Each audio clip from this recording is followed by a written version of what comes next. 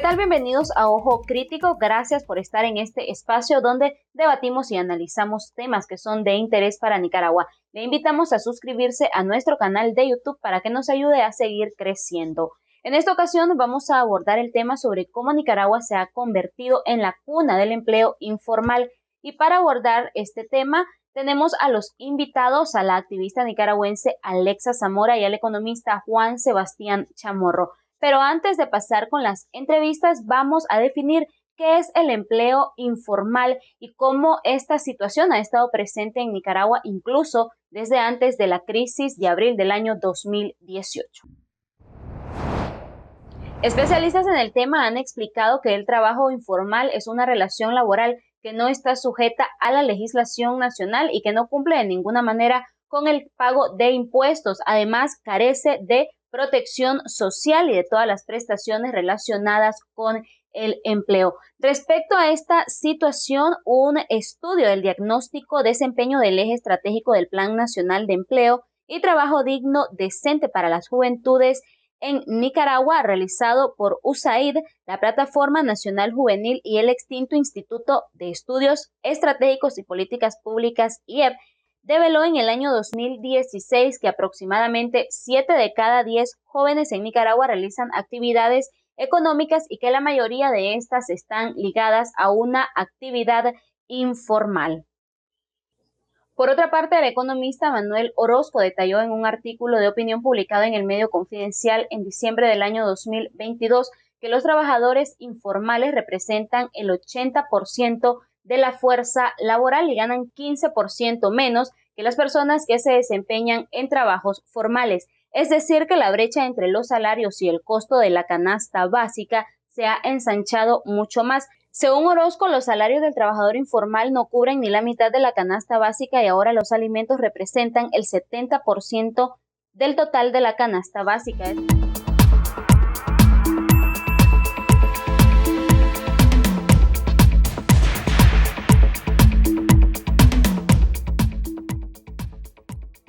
Momento de pasar con nuestros invitados y vamos a dar la bienvenida a Alexa Zamora. Gracias, Alexa, por estar con nosotros. Si nos comentás o nos explicás cómo las altas tasas de desempleo han estado presentes en Nicaragua desde antes del año 2018 y cómo esto ha llevado a las personas a realizar algún tipo de actividad que les pueda generar ingresos. Hay que tomar en cuenta que en Nicaragua la tasa de empleo informal y la tasa de desempleo abierto eran ya altos.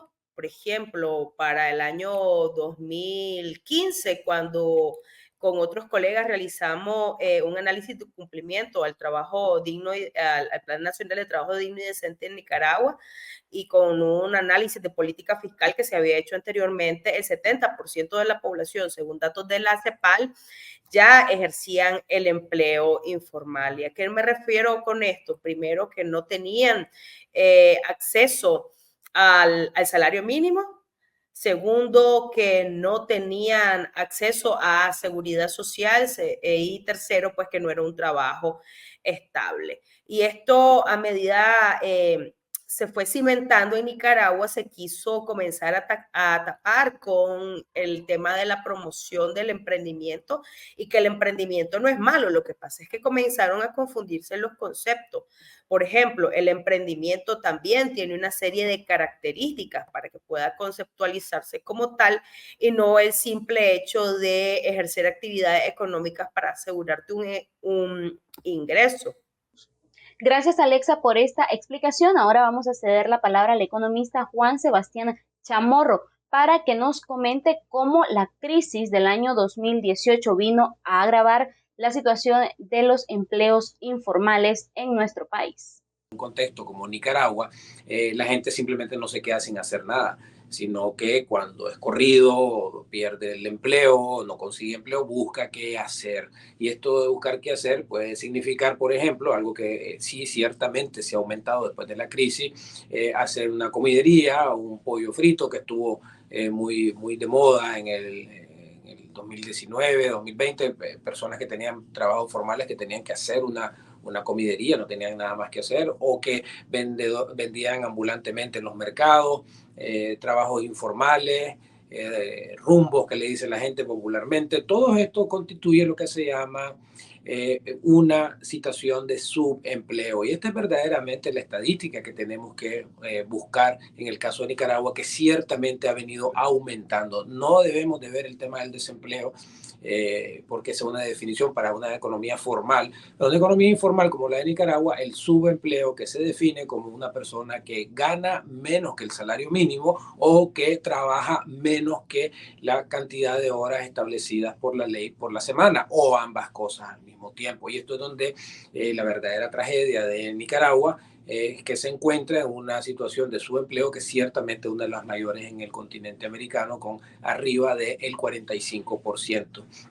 Esto significa que arriba del 45% de la masa laboral, es decir, de las personas que tienen la edad para trabajar, no trabajan plenamente, no tienen un empleo que les da el salario mínimo o no logran conseguir una actividad de trabajo que les permita ganar las horas mínimas por semana que establece la ley. Agradecemos a Juan Sebastián por esta intervención y vamos a pasar a conversar nuevamente con Alexa Zamora para que ella nos explique cuáles son las diferencias entre el empleo informal y los emprendimientos, ya que hemos visto que la dictadura de Daniel Ortega ha venido romantizando cualquier tipo de actividad económica que realizan las personas.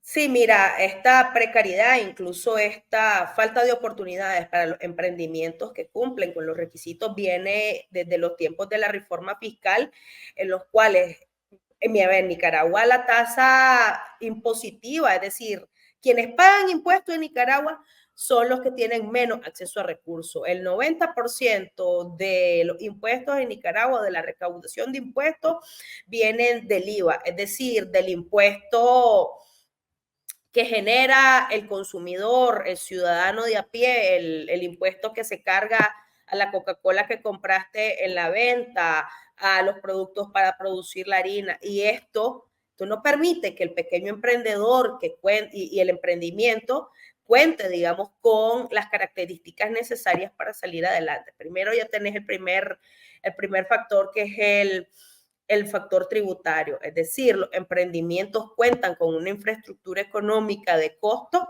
que incluye un régimen fiscal. El segundo es la proyección de sostenibilidad y el tercero, el contar con elementos técnicos para cumplir, digamos, con requisitos como calidad, valor agregado, generación de marca. Estamos hablando de que los emprendimientos al final del día son microempresas que cuentan con una serie de elementos que los hace contar como esto. Pero si vos te vas a analizar los datos del Banco Central, cuentan incluso como emprendimiento a la persona que puso un puestecito informal en la calle para el régimen. Emprender es la realización de cualquier actividad económica que a nivel individual te genere un ingreso y que no está necesariamente registrado. Y ya una vez explicado qué es el trabajo informal y cómo esta situación se ha venido agravando en nuestro país, queremos preguntarle a nuestros invitados qué tanta responsabilidad tiene el régimen de Daniel Ortega respecto a esta situación. Vamos a ceder la palabra a Juan Sebastián Chamorro y seguidamente a Alexa Zamora para que nos respondan esta pregunta.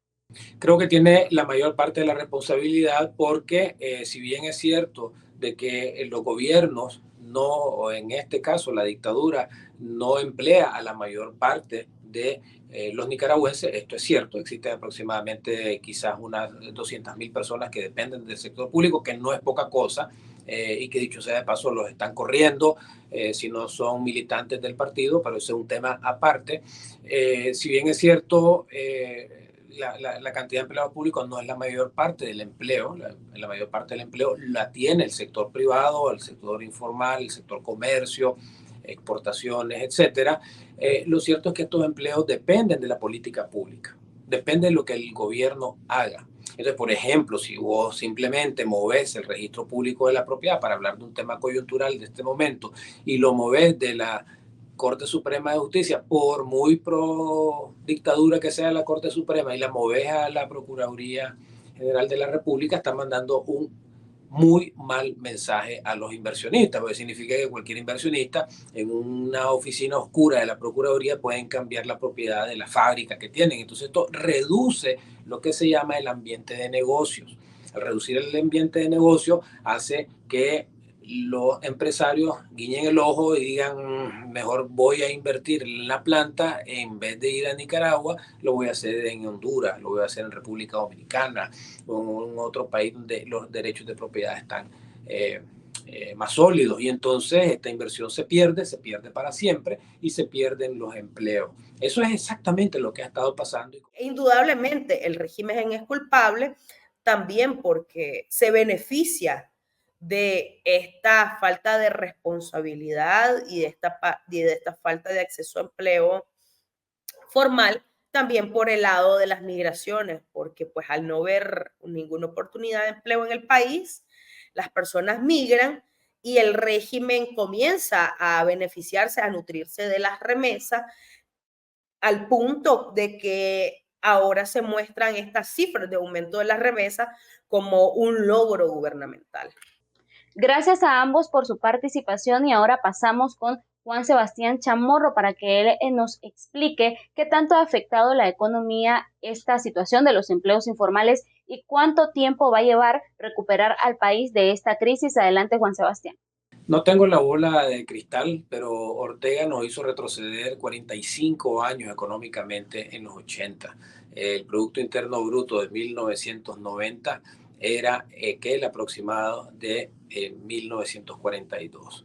El retroceso, el tiempo que se ha perdido en estos 17 años es calculable más o menos en esas dimensiones. Así que sin tener la bola de cristal va a tomar mucho tiempo y sobre todo más que enfocarse en el tiempo que va a tomar, que no está tanto en el control nuestro porque las variables económicas son muy variables, vale la redundancia, sí es muy importante recalcar que este crecimiento, esta recuperación que tenemos que trabajar para que se dé, se va a dar más fuerte en la medida que podamos estar unidos todos los nicaragüenses.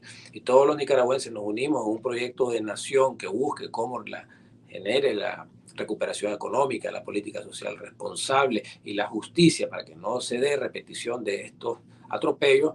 Esa senda va a ser más rápida. Entonces, más que con el tiempo y venir a decir en este momento que si van a ser 10, 15, 5 años, lo que vale la pena recalcar acá es que es la unión de todos los nicaragüenses, especialmente los demócratas, los que hemos luchado en contra de esta dictadura.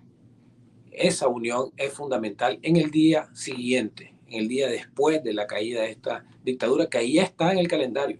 En ese calendario futuro de la historia que va a ser escrito, ahí está esa fecha. Y el día siguiente tenemos que recordar por qué cayó esa dictadura y cómo cayó. Y va a caer y caerá con la unión de los nicaragüenses. Y esa unión de los nicaragüenses tiene que continuar después, el día después, para que las políticas que hagamos como nación eviten que se vuelva a dar una barbarie como la que hemos visto en estos últimos 5 años y podamos reconstruir el país que todos queremos. Bien, y de esta manera finalizamos con este espacio. Gracias a usted que siempre está pendiente de nosotros. Le invitamos a seguirnos en todas nuestras plataformas digitales para que esté actualizado con todo el acontecer nacional e internacional. Será hasta la próxima.